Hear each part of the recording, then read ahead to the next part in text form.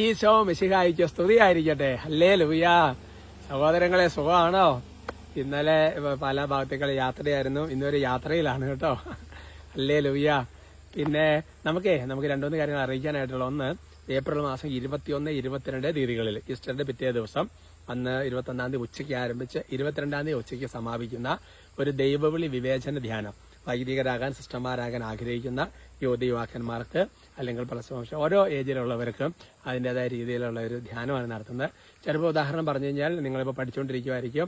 അപ്പോൾ ചിലപ്പോൾ ഒരു 10ാം ക്ലാസ് കഴിഞ്ഞിട്ടുണ്ടാവും. അത് ഇപ്പോൾ ചിലപ്പോൾ തീരുമാനം ഒന്ന് ധ്യാനം കൂടുക, എന്നിട്ട് തീരുമാനം ചിലപ്പോൾ നിങ്ങൾ പഠനം കഴിഞ്ഞ് ഡിഗ്രി ഒക്കെ കഴിഞ്ഞിട്ട് അങ്ങനെയൊക്കെ ആയിരിക്കും. എന്നാലും നമ്മളിങ്ങനെ ചെറിയ ധ്യാനങ്ങൾ കൂടിക്കൊണ്ടിരിക്കുക എന്നുള്ളതാണ്. പ്രൈസ് അല്ല, അങ്ങനെ അല്പമെങ്കിലും ആഗ്രഹമുള്ളൂ കേട്ടോ. ഒരാഗ്രഹം ഇല്ലാത്തവർ എന്നാൽ പിന്നെ വിനോദത്തിനെ കാണാൻ കിട്ടാല്ല, അങ്ങനെ വരരുത്. ഇത് ദൈവവിളി, അത് അതിനുവേണ്ടി മാത്രമാണ് ഫോക്കസ് ചെയ്യുന്നത് കേട്ടോ. ആൺകുട്ടികൾക്കും പെൺകുട്ടികൾക്കും പ്രത്യേകം സ്വാഗതം.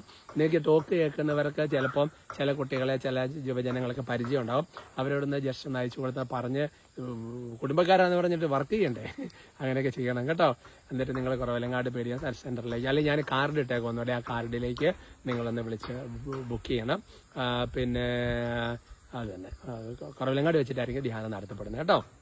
ഫുൾ ടൈം ഉണ്ടാവും, എന്തായാലും സംശയം വേണ്ട. ഈശോ അനുഗ്രഹിക്കണം. പ്രൈസല്ല. ഇന്ന് നമുക്കൊരു കാര്യം ചെയ്യാം. നല്ല ദൈവവിളി ഉണ്ടാകാൻ വേണ്ടി അങ്ങോട്ട് പ്രാർത്ഥിക്കാം. എല്ലാ കോൺഗ്രിഗേഷൻസിനും ധാരാളം ദൈവവിളികൾ ഉണ്ടാകട്ടെ. ഓരോ രൂപതകൾക്കും ധാരാളം ദൈവവിളികൾ ഉണ്ടാകട്ടെ. മിഷണറിമാരുണ്ടാകട്ടെ. നമുക്ക് പ്രാർത്ഥിക്കാം. അത് ബൈബിളൊരു വചനമാണ്, നമുക്ക് പ്രാർത്ഥിക്കാം. നന്മ നിറഞ്ഞ മറിയമേ സ്വസ്തി, കർത്താവ് അങ്ങയോട് കൂടെ സ്ത്രീകളിൽ അങ്ങ് അനുഗ്രഹിക്കപ്പെട്ടവളാകുന്നു. അങ്ങയുടെ ഉദരത്തിന് ഫലമായി ഈശോ അനുഗ്രഹിക്കപ്പെട്ടവനാകും. പരിശുദ്ധ മറിയമേ തമ്പുരാന്റെ അമ്മേ, പാപികളായ ഞങ്ങൾക്ക് വേണ്ടി ഇപ്പോഴും ഞങ്ങളുടെ മരണസമയത്തും തമ്പുരാനോട് അപേക്ഷിച്ചു കൊള്ളണമേ. ആമേൻ.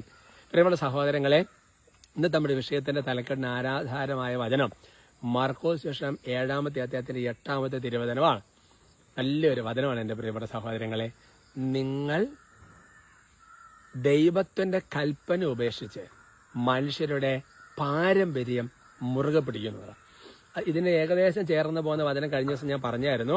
നിങ്ങൾ കേൾക്കാത്തൊരു കുറേ പേരുള്ളതുകൊണ്ട് എനിക്ക് വീണ്ടും പറയാമല്ലോ. പക്ഷെ ഇത് പുതിയ വചനം തന്നെയാണ് എൻ്റെ സഹോദരങ്ങളെ. എന്ന് പറഞ്ഞു കഴിഞ്ഞാണല്ലോ, നമ്മൾ ശരിക്കും പറഞ്ഞാൽ ദൈവത്തിന്റെ കൽപ്പന നമ്മൾ പറഞ്ഞ് പഠിപ്പിക്കുന്നതിനെ കുറിച്ച് കഴിഞ്ഞ ദിവസം പറഞ്ഞ്, ദൈവത്തിന്റെ കൽപ്പന നമ്മൾ അവഗണിച്ചാണ്. പക്ഷെ എന്നിട്ട് എന്തറിയോ, ഈ ലോകത്തിന്റെ കൾച്ചർ കീപ്പ് ചെയ്യും. ഉദാഹരണം പറഞ്ഞു, ഇപ്പോൾ വിദേശത്ത്, സിമ്പിൾ ഉദാഹരണം, വിദേശത്ത് ചെല്ലുന്ന സമയത്ത് ചിലപ്പോൾ ഒക്കെ ഒരു ഡിഷിന്റെ ഭാഗമായിട്ട് ചിലപ്പോൾ ഇച്ചിരി മദ്യമോ അങ്ങനത്തെ എന്തെങ്കിലും കൊണ്ടുവന്ന് കരുതുക.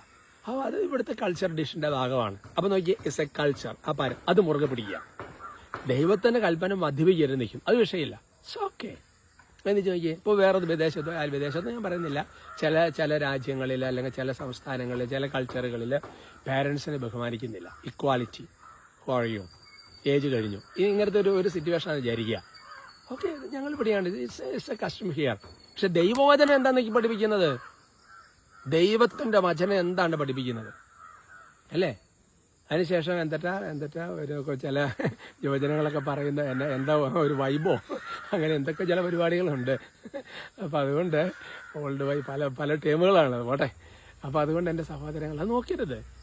നമ്മൾ ഏത് കൾച്ചറാണെങ്കിലും ഏത് സ്റ്റൈലാണെങ്കിലും നിങ്ങളത് ഒത്തു നോക്കണം.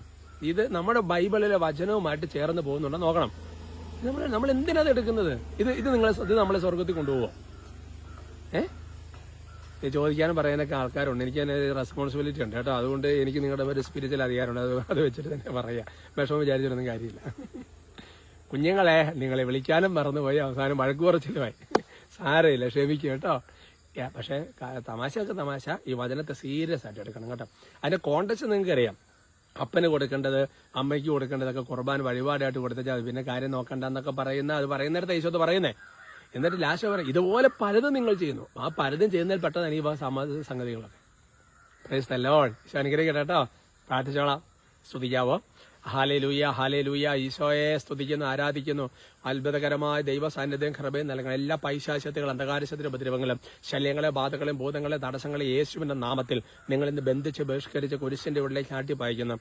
കർത്താവ് ഇവരുടെ കുടുംബത്തിന് ധാരാളം നല്ല ദൈവവിളികൾ ഉണ്ടാകട്ടെ. ദൈവവിളിയുള്ള കർത്താവ് കുട്ടികളെ, യുവതി യുവാക്കളെയൊക്കെ കണ്ടുപിടിക്കാൻ ഒരു പ്രത്യേക കൃപ നിങ്ങളുടെ മേലുണ്ടാകട്ടെ എന്ന് അനുഗ്രഹിക്കുന്നു. പരിശുദ്ധാത്മാവ് നിങ്ങളെ സഹായിക്കട്ടെ. പരിശുദ്ധ അമ്മ നിങ്ങൾക്ക് വേണ്ടി പ്രാർത്ഥിക്കട്ടെ. യേശുപിതാവിന്റെ പ്രത്യേക സഹായം ഉണ്ടാകട്ടെ. സകല വിശുദ്ധരുടെ സകല മാരകമാരുടെ കൂട്ടായ്മ ഉണ്ടാകട്ടെ. ഇന്നത്തെ ദിവസം നിങ്ങൾക്ക് ഒരു അനുഗ്രഹത്തിന്റെ ദിവസമായി മാറട്ടെ. ഒരുപാട് നന്ദി പറഞ്ഞ് കടന്നുറങ്ങാൻ ഈശോ കൃപ തരട്ടെ. ഇപ്പോഴും എപ്പോഴും എന്നേക്കും. അമേൻ.